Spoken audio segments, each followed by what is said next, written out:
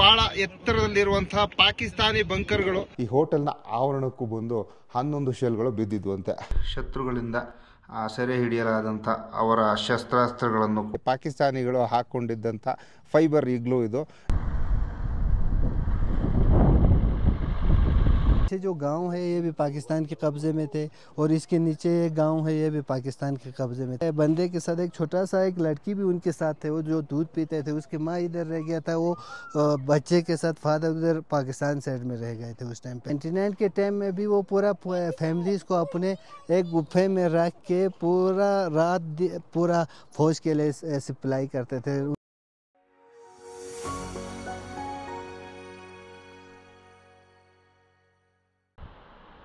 ಹಿಮಾಲಯದ ಎತ್ತರದಲ್ಲಿ ಕರಗಿದ ಮಂಜನ್ನು ಹೊತ್ತು ತರುವ ಸುರು ನದಿಯ ಕಣಿವೆಯಲ್ಲಿ ಬೆಳೆದು ನಿಂತ ಕಾರ್ಗಿಲ್ ಪಟ್ಟಣ ಪ್ರಾಚೀನ ಸಿಲ್ಕ್ ರೂಟ್ನ ಪ್ರಮುಖ ಪಟ್ಟಣಗಳಲ್ಲಿ ಒಂದು. ಲಡಾಖ್ನ ಲೇ, ಶ್ರೀನಗರ, ಗಿಲ್ಗಿಟ್ ಬಾಲ್ಟಿಸ್ತಾನದ ಸ್ಕಾರ್ದು, ಝನ್ಸ್ಕಾರ್ಗಳಿಂದ ಸಮಾನಾಂತರ ದೂರದಲ್ಲಿರುವಂಥ ಕಾರ್ಗಿಲ್ಲು ಭಾರತ, ಟಿಬೆಟ್, ಚೀನಾ ಮತ್ತು ಕೇಂದ್ರ ಏಷ್ಯಾಗಳನ್ನು ಸಂಪರ್ಕಿಸುತ್ತಿದ್ದಂಥ ವ್ಯಾಪಾರ ಮಾರ್ಗಗಳ ಒಂದು ಸ್ಟ್ರಾಟಜಿಕ್ ಸೆಂಟರ್ ಆಗಿತ್ತು.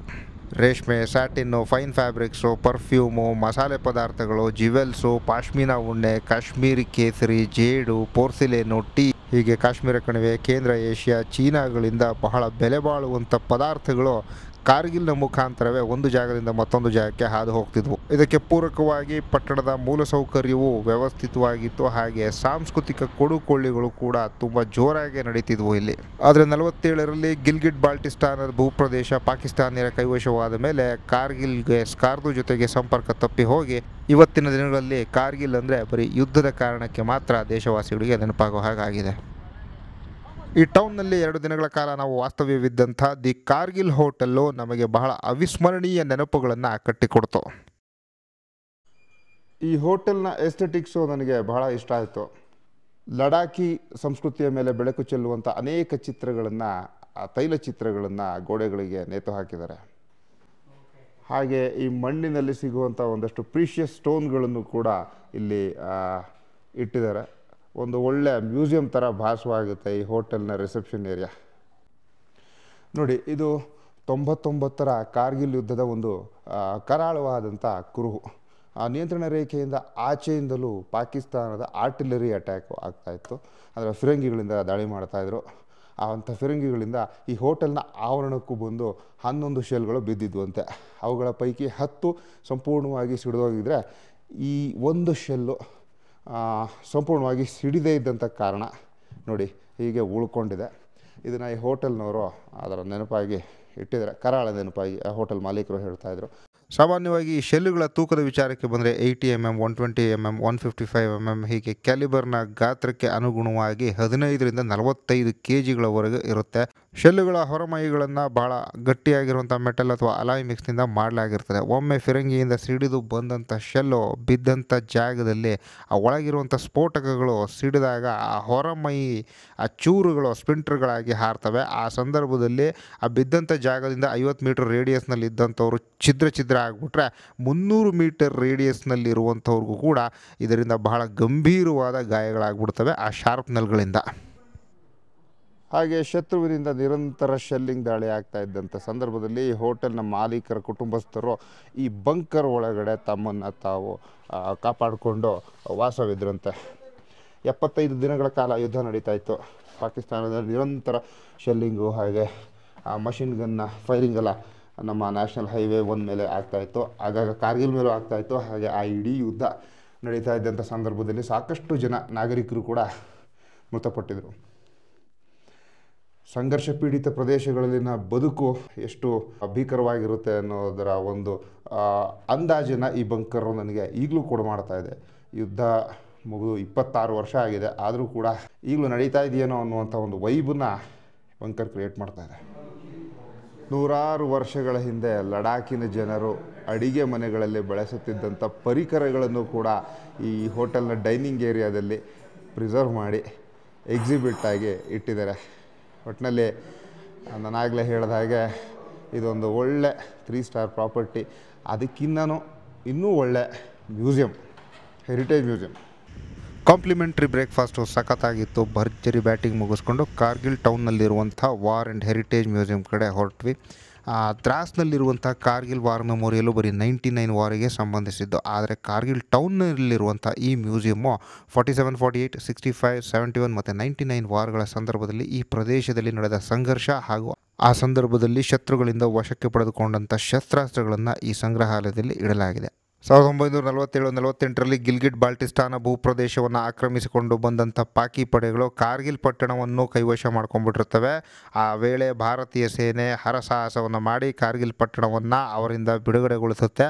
ಆಮೇಲೆ 65, 71 ಮತ್ತು 99ರಲ್ಲೂ ಕೂಡ ಕಾರ್ಗಿಲ್ ಸುತ್ತಮುತ್ತಲಿನ ಎತ್ತರದ ಪ್ರದೇಶಗಳನ್ನು ಏನಾದರೂ ಮಾಡಿ ತನ್ನ ವಶಕ್ಕೆ ಪಡ್ಕೋಬೇಕು ಅಂತ ಪಾಕಿಸ್ತಾನ ಪದೇ ಪದೇ ಪ್ರಯತ್ನಿಸುತ್ತೆ. ಆದರೆ ಭಾರತೀಯ ಸೇನೆ ಅದನ್ನು ವಿಫಲಗೊಳಿಸ್ತಲೇ ಬಂದಿರುತ್ತೆ. ಮೇಜರ್ BS ರಾಂಧವ 1965ರ ಯುದ್ಧದ ವೇಳೆ ಕಾರ್ಗಿಲ್ನ ಪಕ್ಕದಲ್ಲಿರುವಂತಹ ಪರ್ವತವೊಂದರ ಶೃಂಗವನ್ನು ಏರಿ, ಅದು 13,620 ಅಡಿ ಎತ್ತರದಲ್ಲಿರುತ್ತೆ. ಅಲ್ಲಿ ಶತ್ರುವಿನ ಹಿಡಿತದಲ್ಲಿದ್ದಂಥ ಆ ಬಂಕರ್ಗಳನ್ನು ಕ್ಯಾಪ್ಚರ್ ಮಾಡಿ ಕಾರ್ಗಿಲ್ಗೆ ಶತ್ರುವಿನಿಂದ ಎತ್ತರದ ಪ್ರದೇಶಗಳಿಂದ ದಾಳಿಯಾಗುವ ಸಂಭವಗಳನ್ನು ತಪ್ಪಿಸ್ತಾರೆ. ಅವರ ಈ ಅಸೀಮ ಸಾಹಸಕ್ಕೆ ಮಹಾವೀರ ಚಕ್ರ ಪ್ರಶಸ್ತಿಯನ್ನು ಕೊಡಲಾಗಿದೆ. ಈ ಸಂಗ್ರಹಾಲಯದ ಬಹಳ ಆಸಕ್ತಿಕರ ಸೆಕ್ಷನ್ ಅಂತಂದರೆ ಹೆರಿಟೇಜ್ ಹಟ್ಟು. ಬರೀ ಒಳಗಡೆ ಮಾತ್ರ ಅಲ್ಲ, ಇದರ ಹೊರ ಆವರಣದಲ್ಲೂ ಕೂಡ ಸಾಕಷ್ಟು ಆಸಕ್ತಿಕರ ವಸ್ತುಗಳನ್ನು ಇಟ್ಟಿದ್ದಾರೆ. ಅವೇನು ಅಂತ ಒಂದೊಂದಾಗಿ ನಿಮಗೆ ತೋರಿಸ್ತಾ ಹಾಗೆ ಹೇಳ್ತಾ ಹೋಗ್ತೀನಿ ಬನ್ನಿ. ಇದು ಮೈನ್ಗಳು, ಬಾಂಬ್ಗಳು, ಹಾಗೆ ಶತ್ರುಗಳ ಗುಂಡಿನ ದಾಳಿಯಿಂದ ನಮ್ಮ ಸಶಸ್ತ್ರ ಪಡೆಗಳ ಸಿಬ್ಬಂದಿಗೆ ರಕ್ಷಿಸಿ ಅವರನ್ನು ಒಂದು ಕಡೆಯಿಂದ ಇನ್ನೊಂದು ಕಡೆಗೆ ಕರೆದೊಯ್ಯುವಂಥ ವಾಹನ. 99ರಿಂದ 2017ರವರೆಗೂ ಸೇವೆಯಲ್ಲಿ ಇತ್ತು. ಈಗ ಇದನ್ನು ಡಿಕಮಿಷನ್ ಮಾಡಲಾಗಿದೆ. ಸೌತ್ ಆಫ್ರಿಕಾದ ಕ್ಯಾಸ್ಪಿರ್ ಅನ್ನುವಂಥ ಕಂಪನಿ ಇದನ್ನು ತಯಾರಿಸಿತ್ತು. ಇವಾಗ ನಮ್ಮ ದೇಶದ ಟಾಟಾ, ಮಹೀಂದ್ರಾದಂಥ ಕಂಪನಿಗಳೇ ಇಂಥ ಟ್ರಕ್ಗಳನ್ನು ಪೂರೈಕೆ ಮಾಡ್ತಿದ್ದಾವೆ. 99ರ ಯುದ್ಧದ ಸಂದರ್ಭದಲ್ಲಿ ಬೆಟಾಲಿಕ್ ಎತ್ತರದ ಪ್ರದೇಶದಲ್ಲಿ ಪಾಕಿಸ್ತಾನಿಗಳು ಹಾಕ್ಕೊಂಡಿದ್ದಂಥ ಫೈಬರ್ ಈಗ್ಲೂ ಇದನ್ನು ಕ್ಯಾಪ್ಚರ್ ಮಾಡಿ ಆ ಯುದ್ಧದ ನೆನಪಾಗಿ ತಂದಿಡಲಾಗಿದೆ. ಪಾಕಿಸ್ತಾನ ಧ್ವಜ ಉಲ್ಟಾ ಪೇಂಟ್ ಮಾಡಿರೋದನ್ನ ನೋಡ್ಬೋದು. ಸೆರೆ ಹಿಡಿಯಲಾದಂತಹ ವಸ್ತುಗಳ ಯಾವ ದೇಶಕ್ಕೆ ಸಂಬಂಧಿಸಿದ್ವೋ ಅವು ಸೆರೆ ಹಿಡಿದಿರುವ ಕಾರಣ ಅವುಗಳ ಧ್ವಜವನ್ನು ಆ ವಸ್ತುಗಳ ಮೇಲೆ ಉಲ್ಟಾ ಹಾಕಿ ಇಟ್ಟಿರ್ತಾರೆ. 4 ಜನ ಆರಾಮವಾಗಿ ಇದರಲ್ಲಿ ಕಾಲ ಕಳೆಯಬಹುದಿತ್ತಂತೆ. ಇದಕ್ಕೆ ಅಟ್ಯಾಚ್ಡ್ ಟಾಯ್ಲೆಟ್ ಕೂಡ ಇತ್ತಂತೆ. ಇದು ಜೂಲೆ ಜೂಲೆ ಮ್ಯೂಸಿಯಂ ಅಂತ. ಲಡಾಖಿ ಭಾಷೆಯಲ್ಲಿ ಜೂಲೆ ಜೂಲೆ ಅಂದರೆ ನಮಸ್ತೆ ನಮಸ್ತೆ ಅಂತ. ನೋಡಿ, ಇದೆಲ್ಲ ಕಾರ್ಗಿಲ್ ಪ್ರದೇಶ ಬೇರೆ ಬೇರೆ ಹವಾಮಾನದ ಸಂದರ್ಭಗಳಲ್ಲಿ ಹೇಗೆ ಕಾಣುತ್ತೆ ಅನ್ನುವಂಥ ಫೋಟೋಗಳು ತುಂಬ ಬ್ಯೂಟಿಫುಲ್ ಆಗಿದ್ದಾವೆ. 99ರ ಯುದ್ಧ ಭೂಮಿಯ ಚಿತ್ರಗಳು ನೋಡಿ. ಇದು ಮಿಸೈಲ್ ಲಾಂಚರು, ಅದು ಮಷಿನ್ ಗನ್ನು. ಇದು 7.2mm ಜರ್ಮನ್ ಮೇಡ್ ರೈಫಲು. ಇದು ಜರ್ಮನ್ ಮೇಡ್ SMG 9mm ಪಿಸ್ತೋಲು. ಅವು ಬಂದು ಈ ಕಡೆ ಲೆಫ್ಟಲ್ಲಿರೋದು 80mm ಮಾರ್ಟರ್ ಫೈರ್ಡ್ ಶೆಲ್ಲು, ಈ ಕಡೆದು 120mm ಶೆಲ್ಲು. 99ರ ಯುದ್ಧದಲ್ಲಿ ಶತ್ರುಗಳಿಂದ ಸೆರೆ ಹಿಡಿಯಲಾದಂಥ ಅವರ ಶಸ್ತ್ರಾಸ್ತ್ರಗಳನ್ನು ಕೂಡ ಇಲ್ಲಿ ಡಿಸ್ಪ್ಲೇನಲ್ಲಿ ಇಡಲಾಗಿದೆ. ಇವು ತುಂಬ ಇಂಟ್ರೆಸ್ಟಿಂಗ್ ವಸ್ತುಗಳು ಇಲ್ಲಿ ನೋಡುವಂಥವು. 99ರ ಯುದ್ಧದಲ್ಲಿ ಸೆರೆ ಹಿಡಿದಂಥ universal machine gun 7.62mm 40mm rocket propelled grenade launcher. ಪಾಕಿಸ್ತಾನಿಗಳು 99ರ ಯುದ್ಧದಲ್ಲಿ ಇದನ್ನು ಬಳಸಿದರು. ಈ ಹಾಲ್ನ ಸ್ಥಳೀಯ ಪರಂಪರೆ ಹಾಗೂ ಸಂಸ್ಕೃತಿಯ ಪರಿಚಯ ಕೊಡೋದಕ್ಕೆ ಅಂತಲೇ ಇಡಲಾಗಿದೆ. ಲಡಾಖಿ ಜನರ ಜೀವನ ಶೈಲಿಗಳನ್ನು ನಮಗೆ ಪರಿಚಯಿಸುತ್ತೆ. ಇಲ್ಲಿರುವಂಥ ಫೋಟೋಗಳು ಬಂದು ಭಾರತೀಯ ಸೇನೆ ಸ್ಥಳೀಯರೊಂದಿಗೆ ಹೇಗೆ ಸದ್ಭಾವನೆಯನ್ನು ಕಾಪಾಡ್ಕೊಂಡು ಹೋಗ್ತಿದೆ ಅನ್ನುವಂಥದ್ದನ್ನು ತೋರಿಸುವಂಥವಾಗಿದ್ದಾವೆ. ಸಾಂಪ್ರದಾಯಿಕ ಒಲೆ ಹಾಗೂ ಅಡಿಗೆಯ ಪಾತ್ರೆಗಳು, ಆ ಮರದ ಕೈನೂ ನೀವು ನೋಡ್ಬೋದು ಮೇಲ್ಗಡೆ. ಇದು ಕುರಿಯ ಚರ್ಮದಲ್ಲಿ ಮಾಡಲಾಗಿರುವಂಥದ್ದು. ಆ ನೀರನ್ನು ಜಾಸ್ತಿ ಎತ್ತರದ ಜಾಗಗಳಿಗೆ ಹೋದಾಗ ಹೊತ್ಕೊಂಡು ಹೋಗೋದಕ್ಕೆ ಅಂತ, ಕುಡಿಯೋ ನೀರನ್ನ. ಇದು ಚಳಿಗೆ ಬೆಚ್ಚಗಿರೋದಕ್ಕೆ ಅಂತ. ಇದು ಬೇಟೆಯಾಡೋದಕ್ಕೆ ಬಳಸ್ತಿದ್ದಂಥ ಬಿಲ್ಲು ಬಾಣ. ಇವು ಸೌಟ್ಗಳು, ಕೈಗಳು. ಅದೇನೋ ಗೊತ್ತಾಗಲಿಲ್ಲ ಅಲ್ಕೆ ಅಂದರೆ. ಇದು ಕಡೆಯುವಂಥ ಪಾತ್ರೆ, ಮರದಲ್ಲಿ ಮಾಡಿರುವಂಥದ್ದು. ಪಕ್ಕದ್ದು ದೊಡ್ಡ ಕೈ. ಸ್ಥಳೀಯವಾಗಿ ಲಭ್ಯವಿದ್ದ ಮರ ಹಾಗೂ ಇತರೆ ಸಂಪನ್ಮೂಲಗಳನ್ನು ಬಳಸಿ ಜನರು ತಮ್ಮ ದಿನನಿತ್ಯದ ಬದುಕಿಗೆ ಅವಶ್ಯಕವಾಗಿದ್ದ ಉಪಕರಣಗಳು ಹಾಗೂ ಆಯುಧಗಳನ್ನು ತಯಾರಿಸ್ಕೊಂಡಿದ್ದಂಥದ್ದು. ಅದು ಕತ್ತಿ, ತಮ್ಮ ರಕ್ಷಣೆಗಾಗಿ ಬಳಸ್ತಾ ಇದ್ದಂಥದ್ದು. ಇದು ಬಹುಶಃ ಹುಕ್ಕಾಸ ಇರೋದಿರ್ಬೋದು. ಕಾರ್ಗಿಲ್ ಪ್ರದೇಶದ ಬೇರೆ ಬೇರೆ ಬುಡಕಟ್ಟು ಜನಾಂಗದವರ ವರ್ಣರಂಜಿತವಾದ ಸಾಂಪ್ರದಾಯಿಕ ವೇಷಭೂಷಣಗಳು ಅವರುಗಳ ಬಗ್ಗೆ ವಿವರಗಳನ್ನು ಇಂಗ್ಲೀಷು ಮತ್ತು ಹಿಂದಿನಲ್ಲಿ ಕೊಡಲಾಗಿದೆ. ಹಾಗೆ ಎದುರುಗಡೆ ಕಾಣ್ತಾ ಇರುವಂಥ ಫೋಟೋಗಳು ಈ ಭೂಪ್ರದೇಶದ ವನ್ಯ ಸಂಕುಲವನ್ನು ತೋರಿಸ್ತವೆ. ನೋಡಿ, ಇವು ಮಹೀಂದ್ರ ರಕ್ಷಕ್ ಅಂತ ಆರ್ಮಿಗೆ ಅಂತಲೇ ವಿಶೇಷವಾಗಿ ತಯಾರಿಸಲಾದಂಥ ಆರ್ಮರ್ಡ್ ಜೀಪ್ಗಳು. ಕಾರ್ಗಿಲ್ ಪಟ್ಟಣವನ್ನು ಹಾದು ಬರುವಂಥ ಸುರು ನದಿ ಪಟ್ಟಣದಿಂದ ಆಚೆ ಬರ್ತಾ ಇದ್ದ ಹಾಗೆ ಇಲ್ಲಿ ಬಂದು ದ್ರಾಸ್ ಮುಖಾಂತರ ಹಾದು ಬರುವ ದ್ರಾಸ್ ನದಿಯೊಂದಿಗೆ ಕೂಡ್ಕೊಳ್ಳುತ್ತೆ. ಹಾಗೆ ಕೂಡಿಕೊಂಡ ಬಳಿಕ ಸೃಷ್ಟಿಯಾಗುವ ಹೊಸ ನದಿಯ ಹೆಸರು ಶಿಂಗೋ ನದಿ ಅಂತ. ಶಿಂಗೋ ನದಿ ಹಾಗೆ ಮುಂದೆ ಹೋಗಿ ಲೈನ್ ಆಫ್ ಕಂಟ್ರೋಲಿಂದ ಆಚೆಗೆ ಬಟಾಲಿಕ್ ಸೆಕ್ಟರ್ನಿಂದ ಇನ್ನು ಮುಂದಕ್ಕೆ ಸಿಂಧು ನದಿಯನ್ನು ಕೂಡ್ಕೊಳ್ಳುತ್ತೆ. ಈ ಶಿಂಗೋ ನದಿಯ ಪಕ್ಕದಲ್ಲೇ ಏನ್ಷಿಯಂಟ್ ಸಿಲ್ಕ್ ರೂಟು ಹಾದು ಹೋಗ್ತಾ ಇತ್ತು. ನಾನು ಹಾಗೆ ಆ ಕಡೆ ಹುಂದರ್ಮನ್ ಗ್ರಾಮಕ್ಕೆ ಹೋಗ್ತಾ ಅಲ್ಲಿ ಒಂದು ಎಲಿವೇಟೆಡ್ ಜಾಗದಲ್ಲಿ ನಿಂತು ಆ ಏನ್ಷಿಯಂಟ್ ರೂಟ್ನ ಸ್ಟ್ರೆಚನ್ನು ನಿಮಗೆ ತೋರಿಸ್ತೀನಿ. ಇನ್ನೊಂದಷ್ಟು ವಿವರಗಳನ್ನು ಅದ್ರ ಬಗ್ಗೆ ಕೊಡ್ತೀನಿ. ಬನ್ನಿ ಹೋಗೋಣ. ಕಾರ್ಗಿಲ್ನ ಇಮಿಡಿಯೇಟ್ ವೆಸ್ಟ್ಗಿರುವಂಥ ಬೆಟ್ಟದ ದಾರಿಯೊಂದನ್ನು ಹತ್ಕೊಂಡು ಹೋಗ್ತಾ ಇದ್ದೀವಿ. ನೀವು ಪಕ್ಕದಲ್ಲಿ ನೋಡ್ತಾ ಇರುವಂಥದ್ದು ವಾಲ್ನಟ್ಟು ಮತ್ತು ಆಕ್ರೋಟ್ನ ತೋಟ. ಈ ಪ್ರದೇಶದಲ್ಲಿ ಬಹಳ ಉತ್ಕೃಷ್ಟ ಗುಣಮಟ್ಟದ ಆಕ್ರೋಟು ವಾಲ್ನಟ್ಗಳನ್ನು ಬೆಳೀತಾರೆ. ಕಾರ್ಗಿಲ್ ಟೌನ್ ಹತ್ರ ದ್ರಾಸು ಮತ್ತು ಸುರು ನದಿ ಸೇರಿಕೊಂಡು ಮುಂದಕ್ಕೆ ಅದು ಶಿಂಗೋ ನದಿಯಾಗಿ ಹರ್ಕೊಂಡು ಹೋಗುತ್ತೆ ಅಂತ ಹೇಳಿದ್ನಲ್ಲ, ಆ ಶಿಂಗೋ ನದಿಯ ಪಕ್ಕದಲ್ಲಿರುವಂಥ ಕಚ್ಚಾ ರಸ್ತೆಯನ್ನು ಗಮನಿಸಿ. ಅದು ಪ್ರಾಚೀನವಾದ ಸಿಲ್ಕ್ ರೋಡ್ ರೂಟ್ನ ಭಾಗ. ಕಾರ್ಗಿಲ್ನಿಂದ ಸ್ಕಾರ್ದುಗೆ ಕನೆಕ್ಟ್ ಮಾಡ್ತಾ ಇತ್ತು. ಆದರೆ 47-48ರಲ್ಲಿ ಭಾರತ ಮತ್ತು ಪಾಕಿಸ್ತಾನಗಳ ನಡುವೆ ಈ ಭೂಪ್ರದೇಶ ಹರಿದು ಹಂಚಿ ಹೋದ ಬಳಿಕ ಈ ಸಿಲ್ಕ್ ರೋಡ್ನ ಕಂಟಿನ್ಯೂಟಿ ಕಟ್ ಆಯಿತು.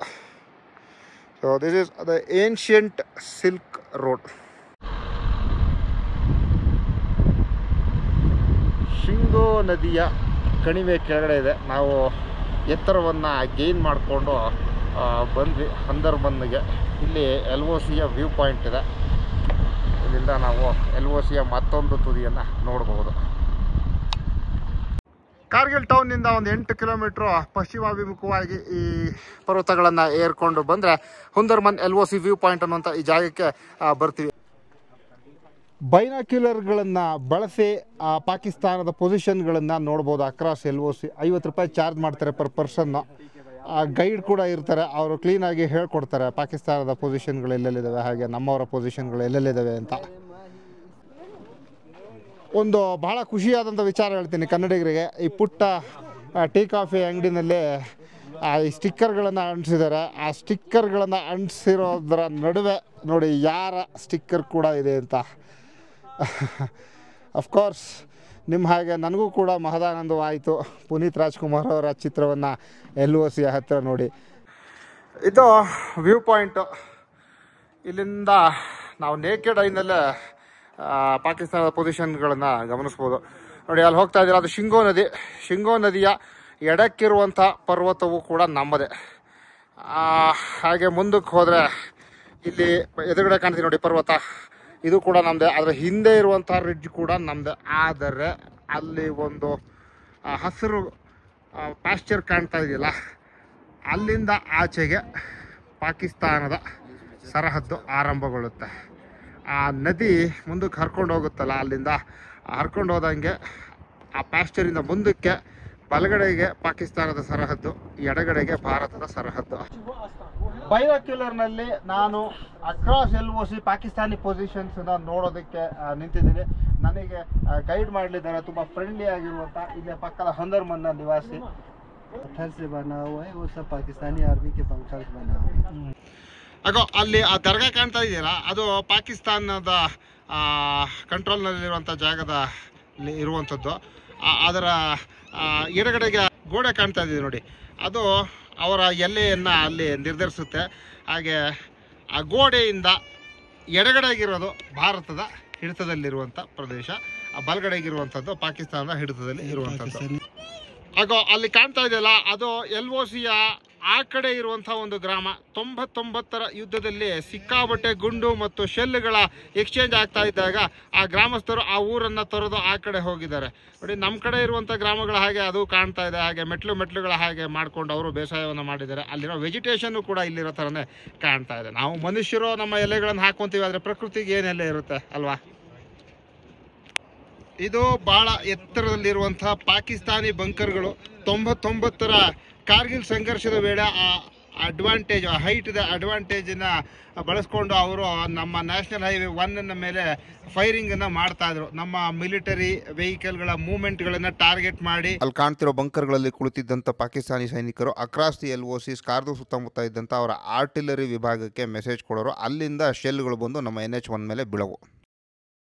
ನನ್ನ ಜೊತೆ ಇದ್ದಾರೆ ಹುಂದರ್ಮನ್ ಗ್ರಾಮದ ಅಲಿಯವರು. ಈ ಹುಂದರ್ಮನ್ ಗ್ರಾಮದ ರೋಚಕ ಇತಿಹಾಸವನ್ನು ಹೇಳೋದಕ್ಕೆ ಆ ಗ್ರಾಮದ ನಿವಾಸಿಯೇ ಬೆಸ್ಟ್ ಅಂತ ಅಂದ್ಬಿಟ್ಟು ಅವ್ರ ಕೈಲಿ ಹೇಳಿಸ್ತಾ ಇದ್ದೀನಿ. ಅಲಿ ಭಾಯ್ ನಮಸ್ತೆ. Could you please explain this about the history of Hundarman village 1947-48 to 1999? 1948 से लेकर 1971 तक ये पाकिस्तान के कब्ज़े में थे सर ये एरिया. अभी जहाँ हम बैठे हुए हैं, अब ये जो चोटियाँ देख रहे हैं इन पे पाकिस्तानी आर्मी बंकर्स थे. और इसके पीछे जो गांव है ये भी पाकिस्तान के कब्ज़े में थे. और इसके नीचे एक गांव है ये भी पाकिस्तान के कब्ज़े में थे सर 1971 से पहले. 1971 के वार में हमारे फ़ौज ने लिया हुआ जगह ये पूरा एरिया. वो 47 से 71 तक पूरा पाकिस्तान के कब्ज़े में थे. और 65 के वार में भी ऐसा हुआ है बोल रहे हैं.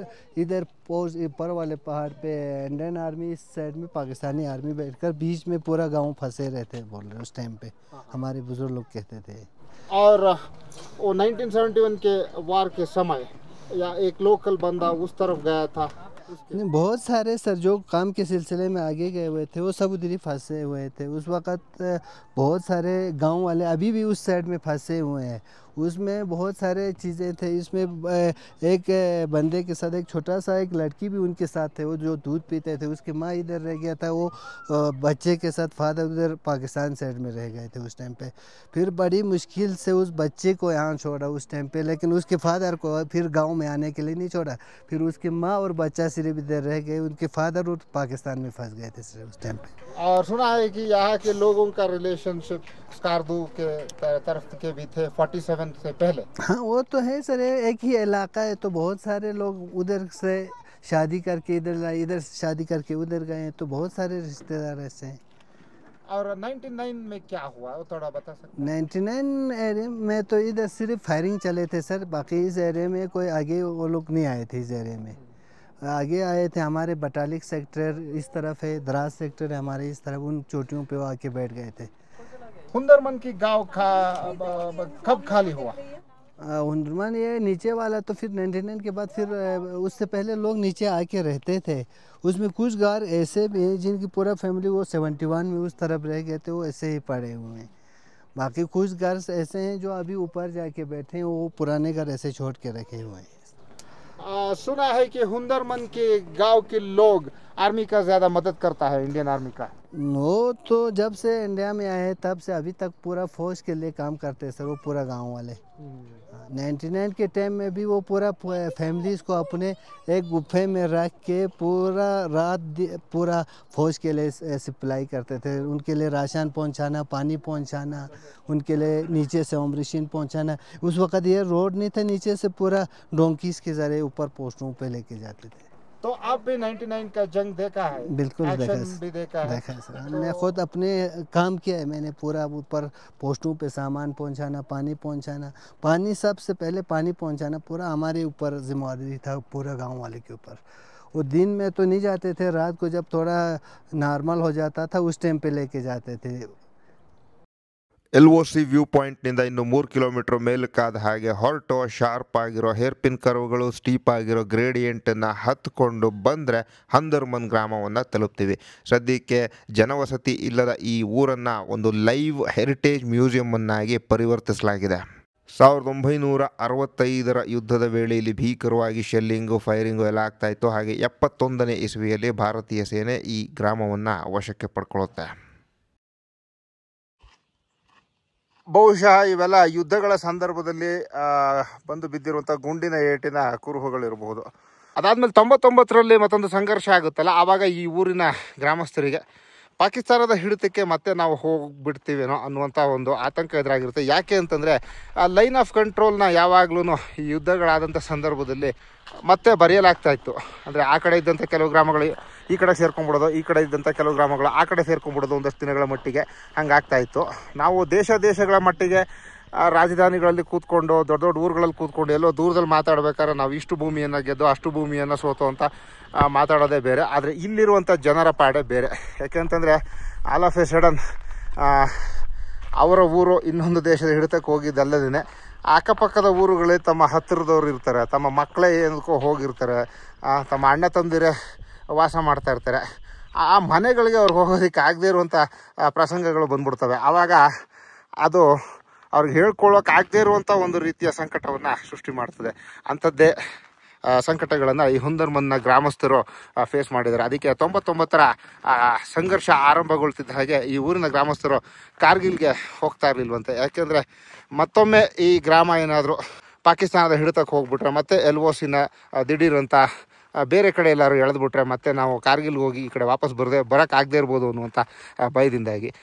ಹಾಗೆ ಈ ಮನೆಗಳನ್ನು ಕಟ್ಟುವಾಗ ಸ್ಥಳೀಯವಾಗಿ ಲಭ್ಯವಿರುವಂಥ ವಸ್ತುಗಳನ್ನು ಬಳಸಿ ಕಟ್ಟಿದ್ದಾರೆ. ಅಂದರೆ ಹೇರಳವಾಗಿ ದೊರೆಯುವಂಥ ಕಲ್ಲುಗಳನ್ನು, ಹಾಗೆ ಆ ಮಣ್ಣನ್ನು ಬಳಸಿದ್ದಾರೆ. ಜೊತೆಯಲ್ಲಿ ವಿಲ್ಲೋ, ಪಾಪ್ಲರ್ನಂಥ ಮರಗಳು, ಕೆಲವು ಮೆಟ್ಟಿನ ಶೀಟ್ಗಳನ್ನು ಬಳಸಿದ್ದಾರೆ. ಹಾಗೆ ಸಣ್ಣ ಪುಟ್ಟ ಕಡ್ಡಿಗಳನ್ನು ಬಳಸ್ಕೊಂಡು ಅವುದ್ರ ಮೇಲೆ ಮತ್ತೆ ಮಣ್ಣನ್ನು ಹಾಕಿ ಅದ್ರ ಮೇಲೆ ತಿರ್ಗಾ ಕಲ್ಲನ್ನು ಹಾಕಿ ಬಿಸಿಲಿನಿಂದ ರಕ್ಷಣೆ ಪಡ್ಕೊಳ್ಳೋದಕ್ಕೆ ವ್ಯವಸ್ಥೆ ಮಾಡ್ಕೊಂಡಿದ್ದಾರೆ. ನಿರಂತರವಾದ ಶೆಲ್ಲಿಂಗು, ಬಾಂಬಿಂಗ್ಗಳು ಆಗಿ ಈ ಗ್ರಾಮ ಧ್ವಂಸಗೊಂಡಿದೆ. ಸದ್ಯಕ್ಕೆ ಈ ಊರಿನಲ್ಲಿ ಜನಗಳು ವಾಸ ಮಾಡ್ತಾ ಇಲ್ಲ. ಪರ್ವತದ ಎತ್ತರದ ಪ್ರದೇಶದಿಂದ ಹಿಮ ಕರಗಿ ನೀರಾಗಿ ಇಲ್ಲಿ ಹರಿದು ಬರುವಾಗ ಅದು ತನ್ನೊಂದಿಗೆ ಸಾಕಷ್ಟು ಖನಿಜಗಳನ್ನು ಹೊತ್ಕೊಂಡು ಬರುತ್ತೆ. ಫಲವತ್ತಾದ ಮಣ್ಣನ್ನು ಇಲ್ಲಿ ಶೇಖರಿಸುತ್ತೆ. ಹಾಗಾಗಿ ಇಲ್ಲಿ ಬೆಳೆಗಳನ್ನು ಬೆಳೆಯೋದಕ್ಕೆ ಸಾಧ್ಯ. ಹಾಗಾಗಿ ಇಂಥ ಜಾಗ ಸಿಗೋದು ಬಹಳ ಕಷ್ಟ ಇಲ್ಲಿ. ನಾನಾಗಲೇ ಪದೇ ಪದೇ ಹೇಳ್ತಾ ಇರೋಂಗೆ ಇದು ಶೀತಲ ಮರುಭೂಮಿ. ಈ ಥರ ಕೃಷಿ ಮಾಡೋದಕ್ಕೆ ಅನುಕೂಲವಾಗಿರುವಂಥ ಜಾಗ ಸಿಗೋದು ತುಂಬ ಕಷ್ಟ ಆಗಿರೋದ್ರಿಂದ ಈ ಗ್ರಾಮಸ್ಥರು ಊರನ್ನು ಬಿಟ್ಟರು ಕೃಷಿ ಭೂಮಿಯನ್ನು ಬಿಡೋದಕ್ಕಾಗಿಲ್ಲ. ಹಾಗಾಗಿ ಮೇಲೆ ಎಲ್ಲ ಉಳ್ಕೊಂಡು ತಮ್ಮ ಕೃಷಿಯ ಕಟಾವನ್ನು ಮಾಡ್ಕೊಂಡು ಹೋಗೋದಕ್ಕೆ ಇಲ್ಲಿಗೆ ಬರ್ತಾರೆ. ಇನ್ನೊಂದು ವಿಷಯ ಏನಪ್ಪ ಅಂದರೆ, ದ್ರಾಸ್ ಮತ್ತು ಕಾರ್ಗಿಲ್ ಪ್ರದೇಶದಲ್ಲಿ ದಿ ಗ್ರೇಟ್ ಹಿಮಾಲಯನ್ ಬ್ರೌನ್ ಬೇರ್ಗಳು, ಅಂದರೆ ಕಂದು ಬಣ್ಣದ ಕರಡಿಗಳು ಸಿಕ್ಕಾಬಟ್ಟೆ ಇದ್ದಾವೆ. ಈ ಗ್ರಾಮ ನಿರ್ಜನವಾಗಿರೋದ್ರಿಂದ ರಾತ್ರಿ ಹೊತ್ತು ಕರಡಿಗಳು ಇಲ್ಲಿ ಸಾಕಷ್ಟು ಬರ್ತವೆ. ನೋಡಿ, ಇದು ಹುಂದರ್ಮನ್ನ ಪ್ರಾಥಮಿಕ ಚಿಕಿತ್ಸಾ ಕೇಂದ್ರ. ಇಂಥ ದುರ್ಗಮವಾದ ಪ್ರದೇಶದಲ್ಲಿ ಇಷ್ಟು ಚಿಕ್ಕ ಚಿಕ್ಕ ರಸ್ತೆಗಳ ಮೇಲೆ ಈ ಸಂಪನ್ಮೂಲಗಳನ್ನೆಲ್ಲ ರವಾನೆ ಮಾಡ್ತಾರಲ್ಲ, ಅದಕ್ಕೂ ಮೆಚ್ಚಬೇಕು. BROನವ್ರು ಹಾಕಿರುವಂಥ ರಸ್ತೆ ಅದು. ದೂರದಲ್ಲಿ ಸಿಂಧೂ ನದಿಯನ್ನು ನೋಡ್ಬೋದು. ಸಿಂಧೂ ನದಿಗೆ ಅಂಟ್ಕೊಂಡಂಗೆ ಈ ರಸ್ತೆ ಹೋಗುತ್ತೆ. ಇವರು ಬೆಳೀತಕ್ಕಂಥ ಡ್ರೈ ಫ್ರೂಟ್ಸನ್ನ ನನಗೆ ಕೊಟ್ಟಿದ್ದಾರೆ. ನಂದಿನಿ ಬ್ರ್ಯಾಂಡು, ಬಟಾಲಿಕ್ ಹತ್ತಿರ. दार्चिकना मुद्दाद मಕ್ಕಳು ಅಷ್ಟೇ ಚೂಟಿಯಾಗೂ ಇದಾವೆ.